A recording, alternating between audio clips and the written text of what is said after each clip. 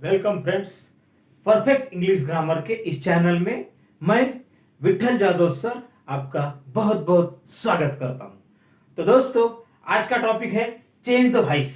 इसके अंतर्गत आज हम पास्ट परफेक्ट टेंस यानी कि पूर्ण भूतकाल, पास्ट परफेक्ट टेंस यानी कि पूर्ण भूतकाल, इस टेंस के अंतर्गत आज हम अफर्मेटिव सेंटेंसेस, अफर्मेटिव सेंटेंसेस यानी कि सकारात्मक वाक्य, इस वाक्य के अंतर्गत एक्टिव का पैसिव वॉइस कैसे करना है, इसके बारे में आज हम जानना चाहेंगे।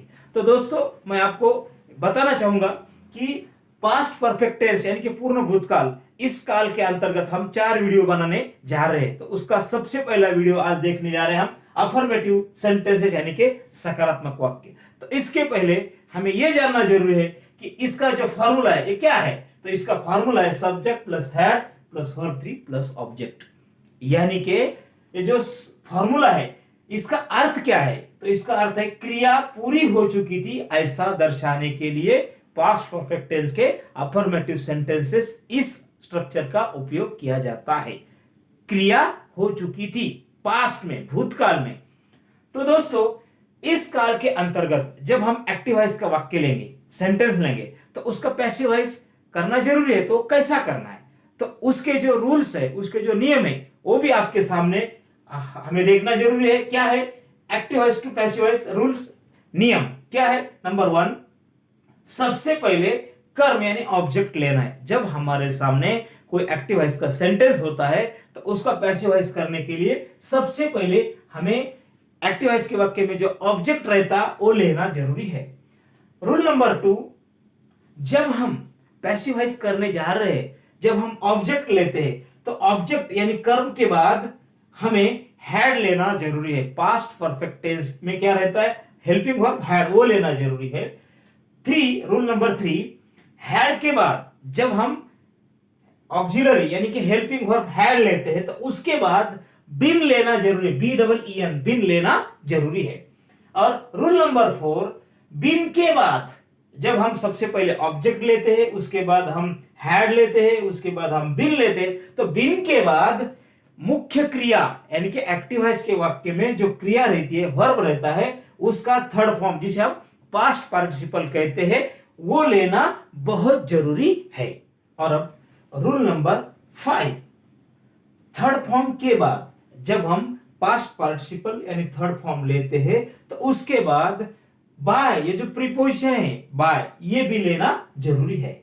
रूल नंबर 6, बाय के बाद कर्ता यानी कि एक्टिव वॉइस के वाक्य में जो सब्जेक्ट रहता है उसका बदला हुआ रूप लेना जरूरी है। जैसे सब्जेक्ट क्या रहता है, आई रहता है तो उसका बदला हुआ रूप मी। अगर सब्जेक्ट वी होता है तो उसका बदला हुआ रूप अस। अगर सब्जेक्ट यू है तो उसका बदला हुआ रूप यू। अगर सब्जेक्ट दे है प्लूरल में तो उसका बदला हुआ रूप देम। अगर थर्ड पर्सन ही है तो उसका बदला हुआ रूप हिम। अगर थर्ड पर्सन सी है तो उसका बदला हुआ रूप हर। अगर थर्ड पर्सन इट है तो उसका बदला हुआ रूप इट। और अगर सब्जेक्ट प्रॉपर नाउन है, कोई रवि है तो उसका बदला हुआ रूप रवि। अगर नीता है, क्या बोलेंगे हम, सब्जेक्ट नीता है तो उसका बदला हुआ रूप नीता। इस तरह बदलाव आ जाते हैं। तो दोस्तों, अब हम जानना चाहेंगे अफर्मेटिव सेंटेंसेस यानी कि सकारात्मक वाक्य में एक्टिव वॉइस का पैसिव वॉइस कैसे करना है।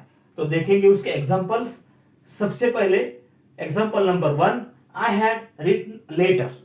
इसका अर्थ होता है मैंने एक पत्र लिखा था, यानी कि एक पत्र लिखने की क्रिया हो चुकी थी मेरे द्वारा। तो I had written a letter, तो इसमें इस वाक्य में अ लेटर, ये जो हमारे सामने ऑब्जेक्ट है ये सिंगुलर है। तो सबसे पहले हमें लेना है अ लेटर।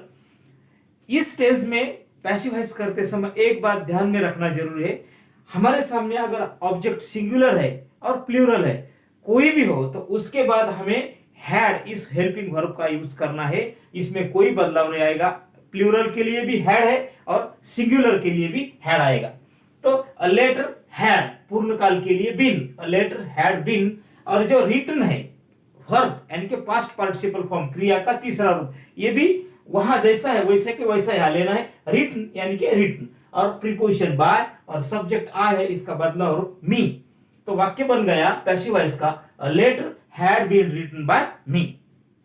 दूसरा, एक्टिव वॉइस का sentence number 2, we had played cricket, हम क्रिकेट खेल चुके थे।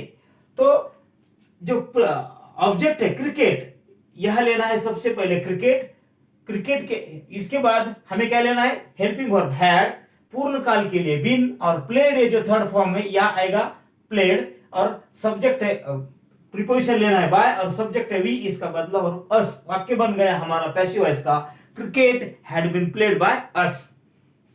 Sentence number 3, you had eaten a mango, तुमने एक आम, यानी कि तुमने एक आम खाया था, तुम्हारे द्वारा आम खाने की क्रिया हो चुकी थी। तो अ मैंगो ये जो ऑब्जेक्ट है सबसे पहले लेंगे हम अ मैंगो, हैड बीन और ईटन, यहां आएगा ईटन प्रीपोजिशन बाय और सब्जेक्ट यू। वाक्य बन गया a mango had been eaten by you. और अब एक्टिव वॉइस का sentence number 4, they had caught a black snake, यानी कि उन्होंने एक काला सांप पकड़ा था। तो इस वाक्य में अ ब्लैक स्नेक ये जो ऑब्जेक्ट है सबसे पहले आएगा पैसिव वॉइस के लिए अ black snake, had helping verb had पूर्ण काल के लिए बीन, और ये जो कैच यानी पकड़ना, इसका थर्ड फॉर्म है कॉट, तो यहां आएगा third form caught preposition by और दे का बदला हो रूप देम। वाक्य बन गया a black snake had been caught by them. Active voice का sentence number 5, he had sung many songs, यानी कि उसने बहुत सारे गीत गाए थे, बहुत सारे गाने गाए थे।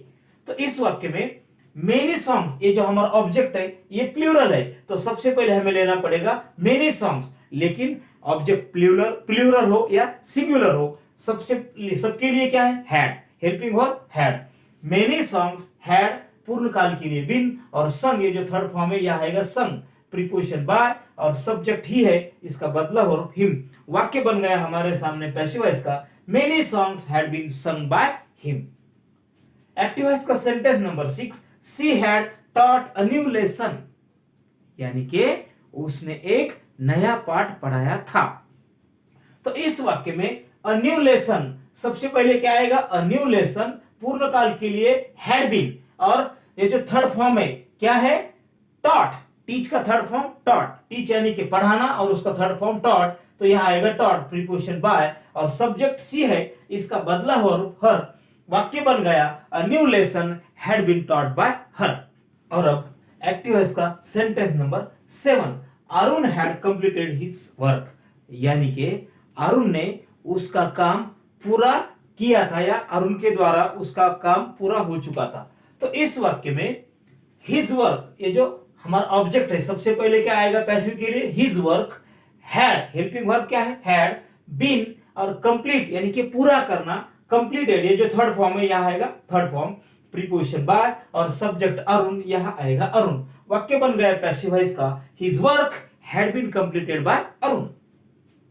एक्टिव वॉइस का sentence number 8, Sanika had attended the programme, यानी कि सानिका ने एक जो प्रोग्राम है, प्रोग्राम के लिए सानिका वो क्या हुई, अटेंड हुई, यानी कि उसके द्वारा प्रोग्राम अटेंड हो चुका था, सानिका ने प्रोग्राम अटेंड किया था। तो इस वाक्य में द प्रोग्राम ये जो हमारा ऑब्जेक्ट है सबसे पहले आएगा द प्रोग्राम हैड, क्यों हमें क्या लेना है, सबके लिए क्या लेना है, हैड हेल्पिंग वर्ब हैड पूर्ण काल के लिए बीन, और अटेंड यानी कि हाजिर रहना, उपस्थित रहना, अटेंडेड इसका थर्ड फॉर्म प्रीपोजिशन बाय और सब्जेक्ट क्या है, सानिका, या आएगा सानिका। वाक्य बन गया हमारा पैसिव वॉइस का, the programme had been attended by Sanika. Active voice का sentence number 9, the police had arrested the criminals, यानी कि गुनाहगारों को पुलिस ने हिरासत में लिया था, यानी कि गुनाहगारों को पुलिस ने हिरासत में लिया था या हिरासत में ले चुके थे। तो इस वाक्य में द क्रिमिनल्स गुनाहगार, the criminals had helping verb had पूर्ण काल के लिए बीन, और अरेस्ट यानी कि पकड़ना, हिरासत में लेना, arrested third form preposition by और सब्जेक्ट क्या है, द पुलिस, यहां आएगा द पुलिस। वाक्य बन गया पैसिव वॉइस का, the criminals had been arrested by the police. तो दोस्तों आज के इस टॉपिक में अफर्मेटिव सेंटेंसेस कौन से काल में, इन द टेंस कौन सा है, past perfect tense. Past perfect tense में हमने अफर्मेटिव सेंटेंसेस का क्या किया आज, एक्टिव वॉइस का पैसिव वॉइस कैसे करना है। तो इसके सबसे पहले हमने आपको इसके जो रूल्स बताए, उसका सूत्र बताया, और इसके जो एग्जांपल्स है आपके सामने सॉल्यूशन के साथ 9 एग्जांपल्स आपके सामने बता दिए हैं। तो दोस्तों, ये जो वीडियो आपने जो देखा है, इसके लिए आपने जो समय दिया है, इसके लिए मैं आपका बहुत बहुत धन्यवाद मानता हूं। Thank you.